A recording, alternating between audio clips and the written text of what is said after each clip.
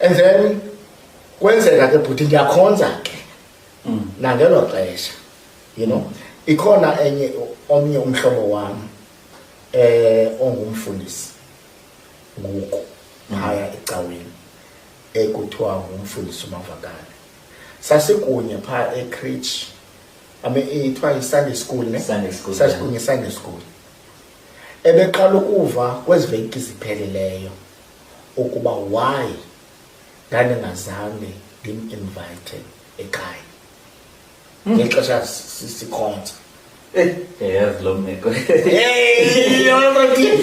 Uqombe lo mntu yamoyikisela uba makakubona uhlala phi. Yayinjalo. Not that awufuna aze, but kukho into angafuna azibone. Yeah, nanentloni na. So bendiqala umchazela ngoku umfundisi uba sikhula kunye kwintanga yam by-age group, but ke ungumntu omkhulu, ungumfundisi, yabo. So bendiqala umchazela uba you know what, ndandisiya phaa kubo emakhayeni abo, yabo.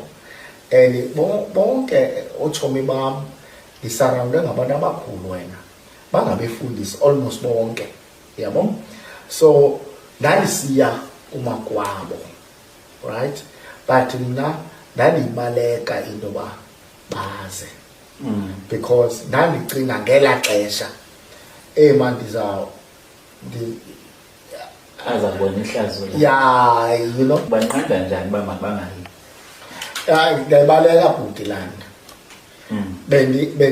Bendingavumi kwinto because kuyathandazwa mos apha ecaweni, kuyathandaza kabantu. Bendiyayibaleka lena into, yabo. But I managed to escape ezo zinto zinjalo. Njalo, I don't know, but ndamanage. But the core reasons for that was I did not want them to get exposed where I used to stay.